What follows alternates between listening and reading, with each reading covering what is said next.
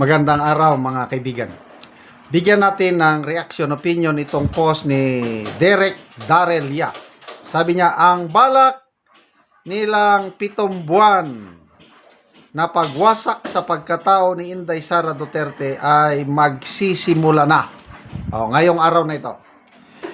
7 buwan na walang katiyakan sa estado ng bansa. 7 buwan na mangangapa sa ekonomiya. 7 buwan na may posibilidad pa rin ng baha. 7 buwan nilang susubukan takpan ang flood control corruption.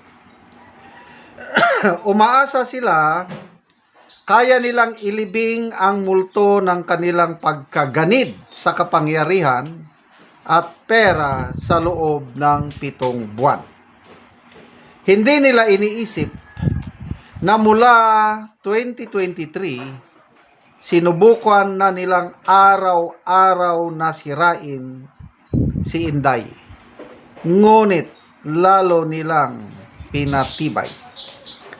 Alam ng bansa, alam ng buong mundo kung para saan ang 7 buwan na impeachment trial na hindi naman magtatagumpay. Hindi nyo kaya ang anak ni Rodrigo Duterte, ang kaisa-isang Pilipinong sisingil sa kawalang hustisya ng gobyernong ito. Hindi nakikipagplastikan, hindi nakipaggamitan, hindi nagbulag-bulagan. Gawin nyo lahat. Lahat. Dahil hindi pa kayo nagsisimula, tapos na kayo. Ang ganda, oh. Tapos ang caption, oh. Tignan nyo si Bipinday, oh. Hindi nyo ako kaya.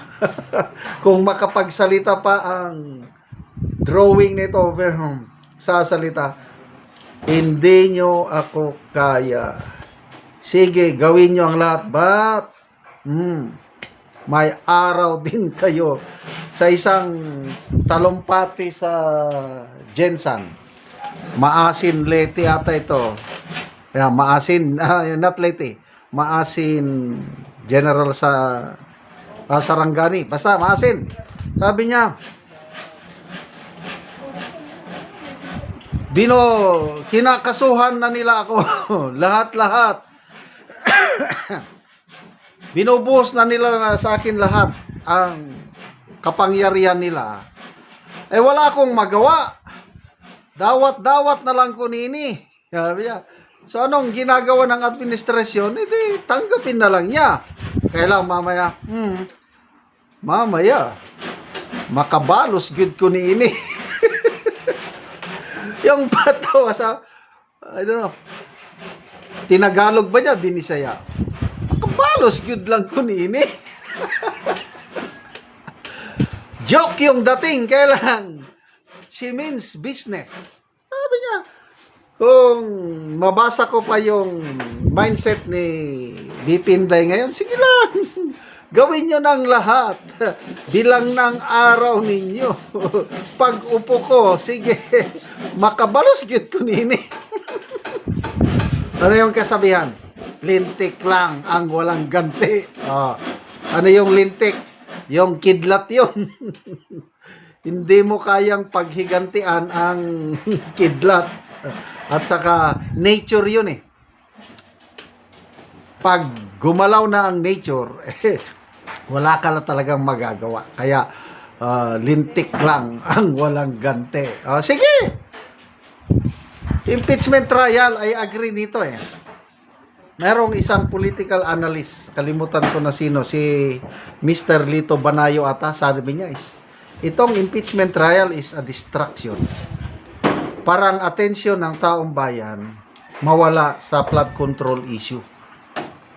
Kasi kung may pinakamalaking issue ngayon ng taong bayan laban sa administrasyong ito is flood control scam.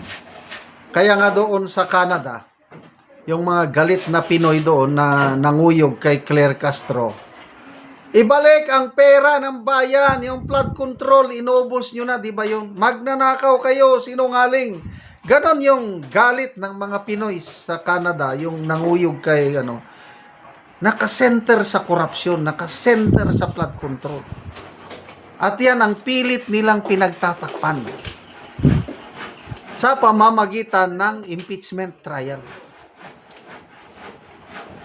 Kaya tayong mga mamamayan, huwag tayong padistract. Mag-ingay pa rin tayo sa flood control. Huwag tayong titigil. Kasi yung impeachment trial, done deal na yan eh.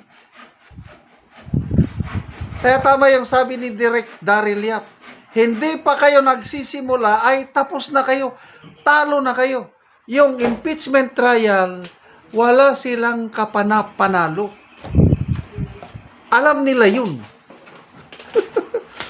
It's a numbers game. Siyam lang ang kailangan ni BP Sara para ma-acquit. And she has it already. Yung siyam ngayon na minority senators, they will all vote for the acquittal of BP Sara. No, di panalo na. They need 16 to convict the BP. Nasaan ang 16 nila? O kahit ibaba pa ng 15 or 14. Nasaan ang 14 nila? 13 lang sila eh. Paano nila makukonvict si BP Sara? Yung 13 na yan, paulit-ulit itong sinasabi. Hindi nila masigurado si Senator Juan Miguel Zubiri na boboto ng conviction. Dahil ang Bukidnon is a Duterte country. Plano ni Senator Zubiri daw nakakandidatong gobernador dahil hindi na siya makapag-run for re-election dahil tapos na ang 2 term niya sunod-sunod. So, he has to go somewhere. Saan? Governor. Oh, boboto siya ng conviction ni BP Sara, di wala, taob siya. Kaya the least na magawa ni Senator Zubiri is abstention. Pwede yun.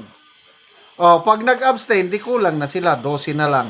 O, paano nila makonvict si BP Sara?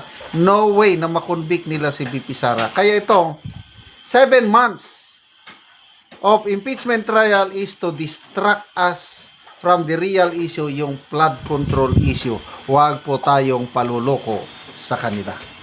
Salamat mga kaibigan sa inyong pagsubaybay sa channel nito. Nakakatulong kayo ng malaki sa tribong Talaandig ng Bukidnon dahil ang income natin sa channel nito is pantulong po sa tribo. Namimigay tayo ng libreng yero at pako para makapagpatayo sila ng mas maayos na tirahan. Panoorin nyo ang video nito. Pero na anak ko diri sa gipatindog gabalay sa natabangan na muog yero. So umuuna ni ang iyang pag-atupan karon. So umuuna ni ang yero nga among gihatag nga ilang i-atop karon. So mag-atop na ni sila.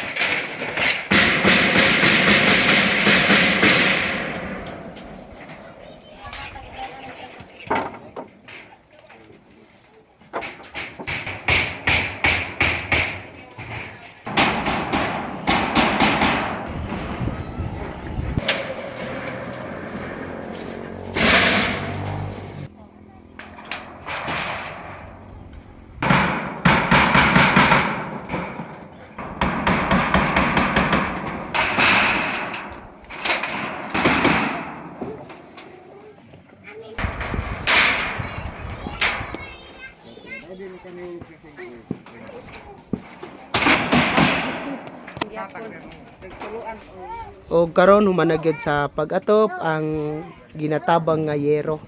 So nakaatop na gyud ang gitagaan ani. Salamat kayo sa nagatag og sen kay dili na kami makagloon sa akong mama. Natunta sa Ginoo nga mapadayon ning paghatag sa sen aron dagan pa kayong matabangan. So pila na katuig nga nakigpuyo lang ka sa imong mama? 7 na. 7 na katuig.